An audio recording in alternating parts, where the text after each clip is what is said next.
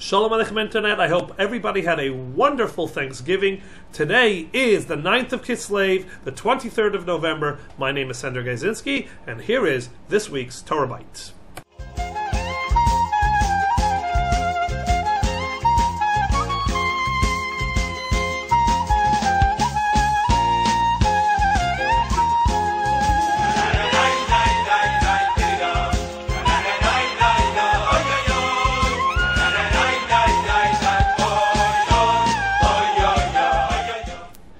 This week's Torah portion is Parashat Vayetze.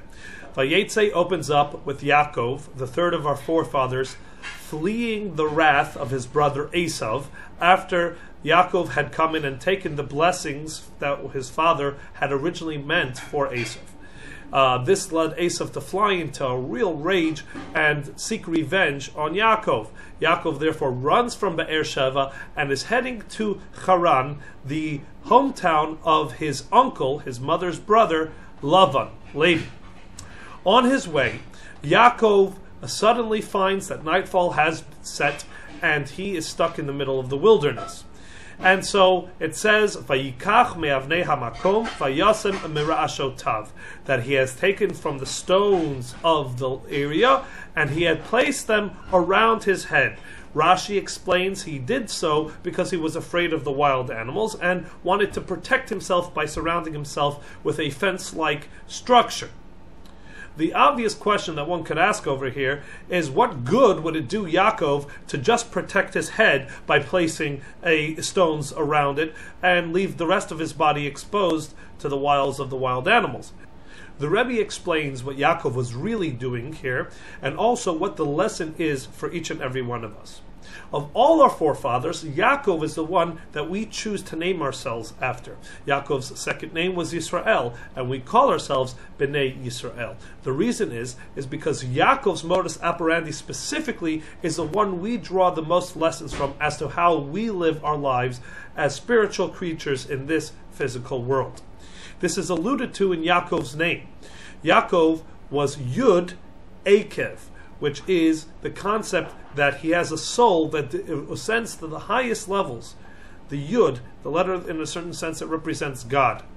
And his mission and purpose is to take this Yud and to connect it and to bring it and to imbue it into the Akev, which is the heel, the lowest element within this world. That is the unique structure of us. We are a godly soul in a very physical and lowly body. Yaakov began his life's mission really at this moment, once he left Be'er-Sheva, the cocoon of the home he grew up in, and is now heading out there into the world, in fact to a place known as Charon Af Shel Makom, the place of God's anger, and also to Lavan, who was known to be, if not the greatest trickster of all time, right up there in the top 10. On his way, Yaakov is preparing himself mentally, physically, spiritually for this new mission in life. And he does so by taking stones and surrounding his head. You see, Yaakov understands that his job is not to be separate from the world and not to close off any connection between him and the world around him. He has to engage the world. He has to be involved in the world.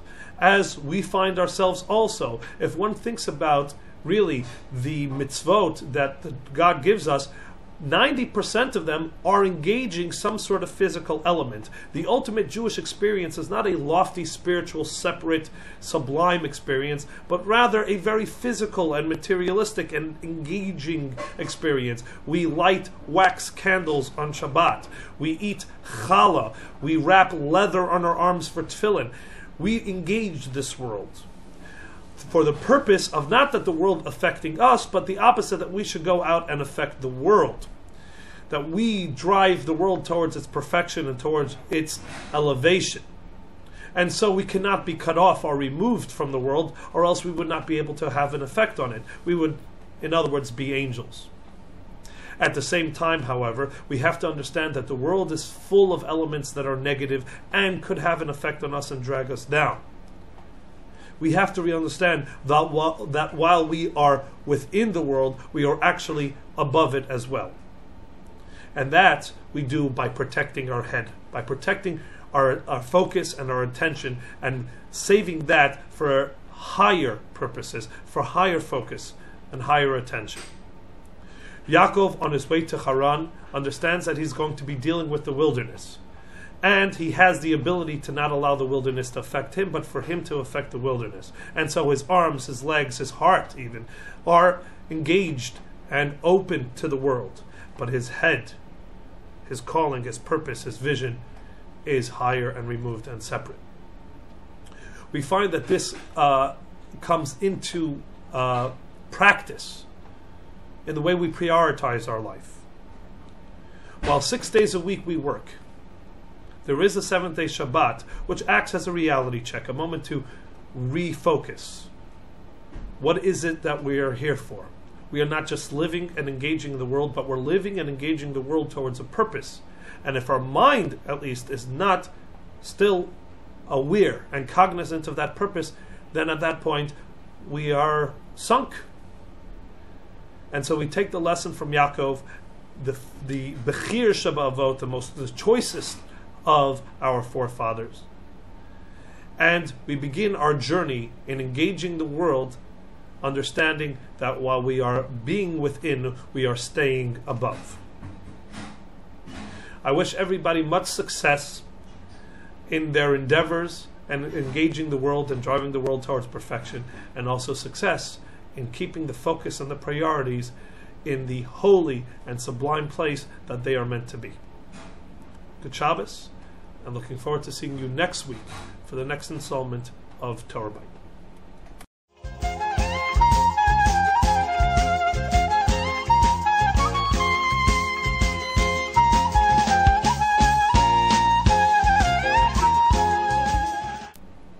Yaakov is Yud Akev.